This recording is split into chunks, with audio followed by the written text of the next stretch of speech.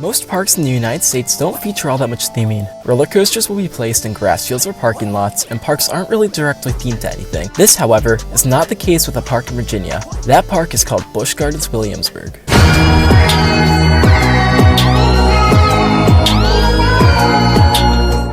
Busch Gardens Williamsburg is without a doubt one of the greatest theme parks in America.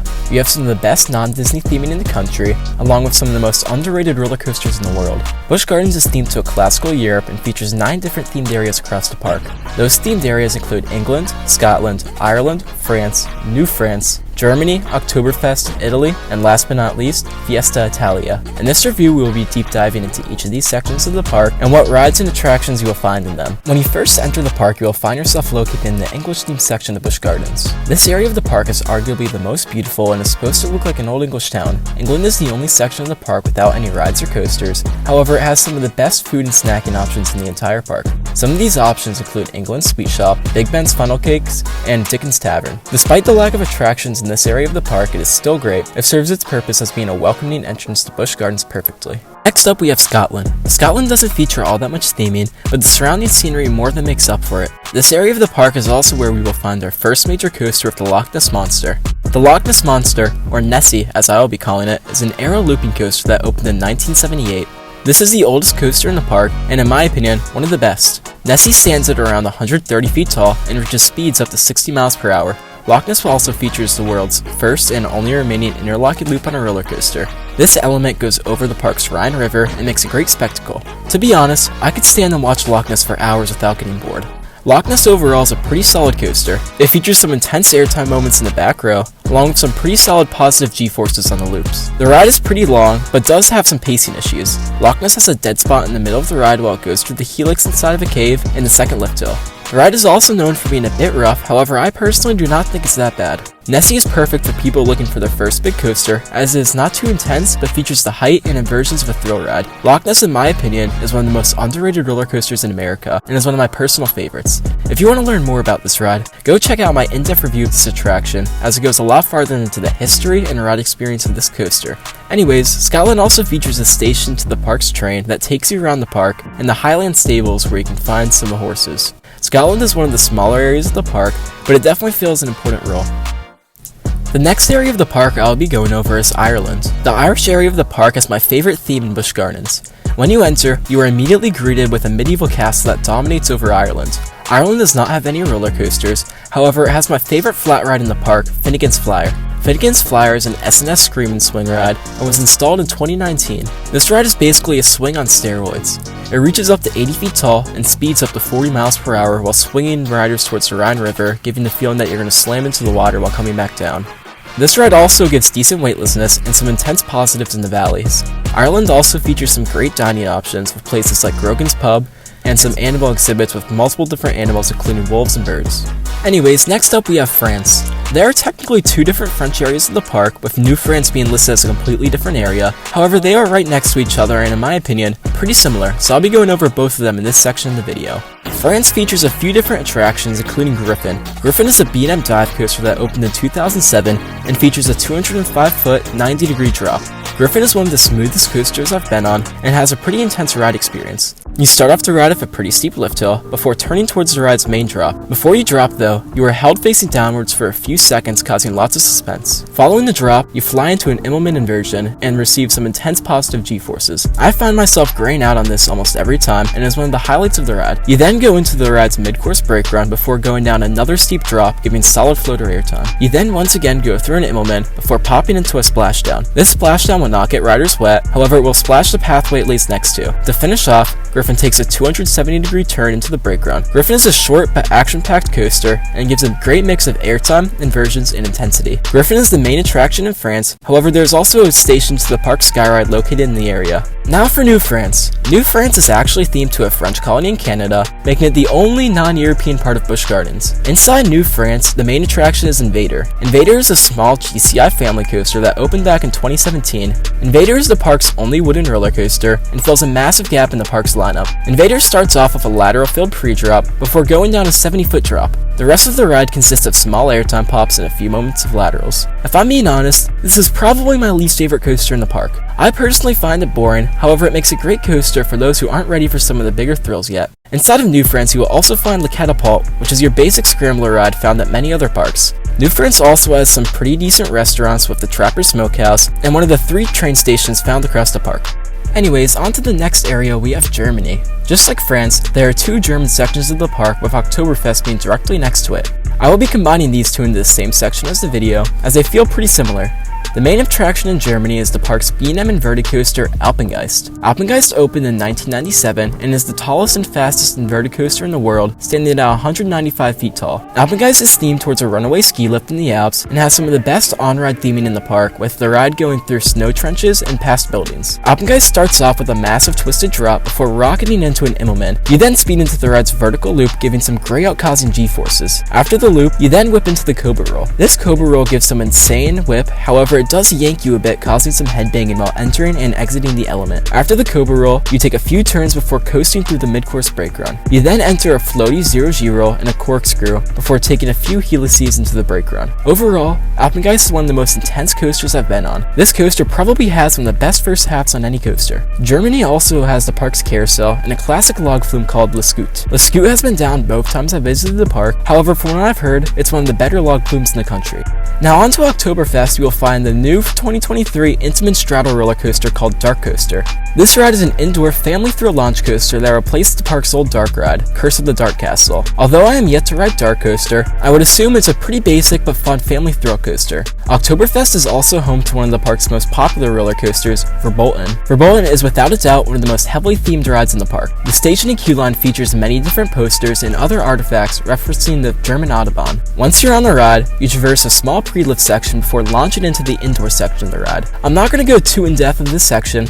However, there's a fairly intense helix inside the building. I'll let the rest of it be a surprise for you. Once you leave the indoor section, you enter the ride's second launch that sends you up the ride's main drop. This drop is actually in the exact same spot as the park's old roller coaster, the Big Bad Wolf, that Verbolten replaced, and even uses some of the same footers as the old ride. If you want to learn more about the history of the Big Bad Wolf and why it got removed, check out my video linked in the description. Anyways, Verbolten's drop gives some decent floater in the back rows before you turn sharply towards your left. I personally have grayed out on this part of the ride before, as it gives some high positive G-forces. You then traverse through a few turns before popping into the brake run. Overall, Verbolten is the perfect family coaster. It's not too intense, but also not boring. It is also really greatly themed, making it enjoyable for both thrill seekers and kids alike. In Oktoberfest, you will also find the park's biggest restaurant, Das Festhaus. This restaurant gives you great food options and a big indoor seating area. Last but not least, we have the greatest part of Busch Gardens, Italy. Italy, just like the others, is technically 2 different areas, with Fiesta Italia being separate, but they will be combined into one section of the video. In Italy, you will find 3 different major coasters. To start off, you have Tempesto.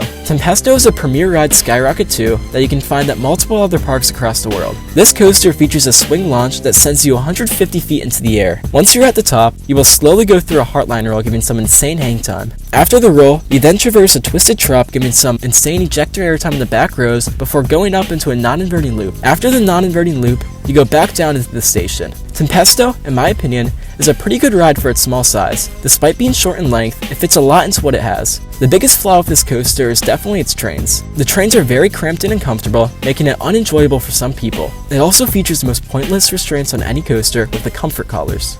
Italy is also home to the park's fastest coaster, Apollo's Chariot. Apollo's Chariot is a B&M hypercoaster that opened back in 1999. The ride stands at a height of 170 feet tall, but uses the terrain to reach a drop of 210 feet, making it the biggest in the park. To start off, Apollo goes down a small pre-drop, building up some speed before you get yanked over the 200-foot drop. In the back rows, you will get some borderline ejector airtime on this moment. After the drop, you enter a small section of straight track before flying into a massive camelback. This camelback does not feel like some of the newer B&M hypers. Instead of a long sustained floater, it feels more like a shorter sustained burst of flojector. After this camelback, you go through a quick building before rising into another camelback. This camelback twists into a turn on the descent, giving some strong floater airtime. You then take a pretty elongated helix that is not too forceful, however the surrounding scenery more than makes up for it. After the helix, you take a small turn into the mid-course. The mid-course from my experience does not slow down the train at all. The drop following the mid-course is one of the best moments on the ride, giving some sustained flojector airtime in the back rows. Following the mid-course, you enter another airtime hill, giving sustained floater airtime in the back rows.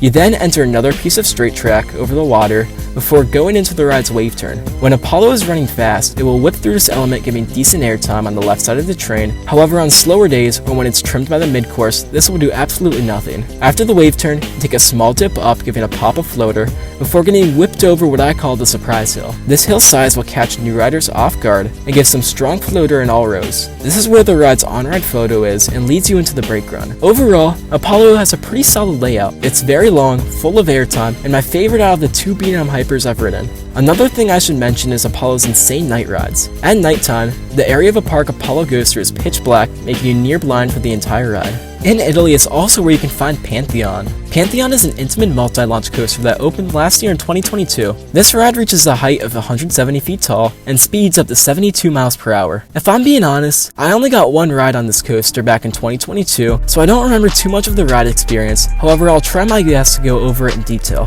Pantheon starts off with a launch that sends you through the ride's first inversion with a 0G winder. This inversion gives some good hang time. After that inversion, you enter 2 Outer Banks airtime hills that fail to do anything special before entering the swing launch. The swing launch starts by launching you through an airtime hill and up the top hat. However, the train will fail to clear the element and roll back. Once you roll back, you get launched backwards and sent over the airtime hill, giving some strong backwards ejector airtime. You then rocket past the switch track and up the ride's 170 foot tall spike. You will extend this spike backwards before going back down it and back through the launch track. You gain even more speed here and get a pop of ejector while going through the airtime hill. You then go up the top hat, this time making it over, and you will get some decent ejector airtime going down the 95-degree drop. After the drop, you go through the coaster's Outer Bank hill and 0G stall. These 2 elements are where my memory gets fuzzy. I remember that they were both disappointing, but still solid elements. After the stall, you go through an S-bend before rising into a wave turn that leads into the brake run. The wave turn also fails to do anything special. In my opinion, Pantheon is one of the greatest first halves on any coaster. The swing launch is absolutely insane. However, after the drop off the top hat, the ride just died for me. I definitely owe this coaster more rides before I can do a proper review. However, right now, that's all I can say about it. In Italy, there are also some decent water rides. It is in this area of the park where you will find Pompeii, a themed water coaster, and the Roman Rapids. I am yet to get on these attractions as they were closed on both of my visits to the park. Italy also has some solid flat rides with a battering ram and a teacups ride. Anyways, with that, we have gone over all the major areas of Busch Gardens. There are 2 kiddie sections I left out. However, I'm going to assume if you're watching this video, you're above the age of 7 and won't be visiting them. One thing I should mention about Busch Gardens is its Halloween event. During this event, the park will stay open till 11 and will have multiple scare zones across the park. I have been fortunate enough to visit the park during their Hall of Scream event, and I would more than recommend checking it out if you have the chance. I have not been to the park during their Christmas event yet. However, I've heard that it has some decent decorations and keeps a few of the major coasters open. Anyways, to finish off this video, I'll be ranking all 9 of its major coasters. Coming at number 9 is the one coaster I'm yet to ride, Dark Coaster. Although I haven't ridden it, I think I have a fairly good idea of where it will rank as it's one of the smaller coasters in the park. At the number 8 spot, I have Invader. Although Invader is a great family coaster, I just find it to be a pretty boring ride. As I mentioned earlier, this ride just doesn't do much for me and I can't justify putting it over some of the other coasters on this list. At number 7, I have a pretty controversial pick with Verbolten. Don't get me wrong, Verbolten is a great ride. There are just too many good coasters at this park to place it any higher.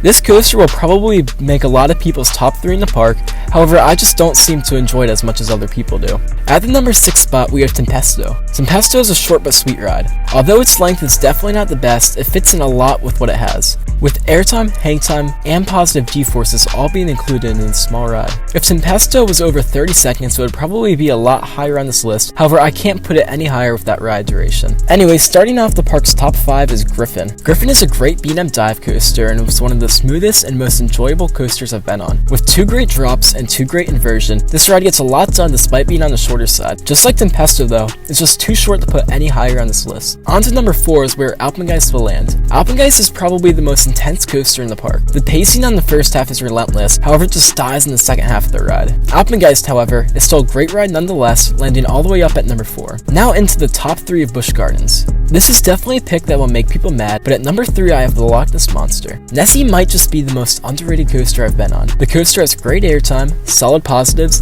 and a long ride duration with beautiful scenery all in one coaster. Although it may not be the most intense or thrilling coaster, there's just something about Loch Ness that I just love. I know this pick may have been extremely controversial, however I will forever be a Loch Ness lover. Coming in at number 2, and being a coaster in my personal top 10, is Apollo's Chariot. Apollo's Chariot, just like Loch Ness, is an extremely underrated coaster. From the ride's amazing airtime to the beautiful scenery surrounding it, it is just a near perfect coaster. I feel like I've already said everything there is to be said about Apollo in this video, as it is just such an amazing coaster and was very close to beating out the number 1 coaster in this park. Anyways, coming in at number 1 as the best coaster at Busch Gardens is Pantheon. Although I may not have remembered too much about the ride experience, what I do remember is immediately declaring it as number 1 in the park. The swing launch on the coaster is one of the best parts out of any roller coaster I've ridden, rivaling Skyrish's drop and I-305's first turn. Anyways, to finish off this video, I'll be rating Busch Gardens out of 10.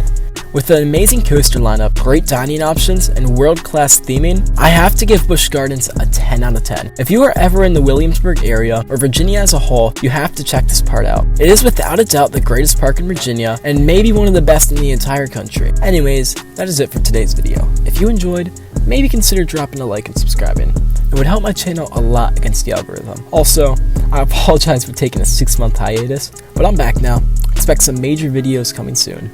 Anyways, thank you all for watching, and goodbye.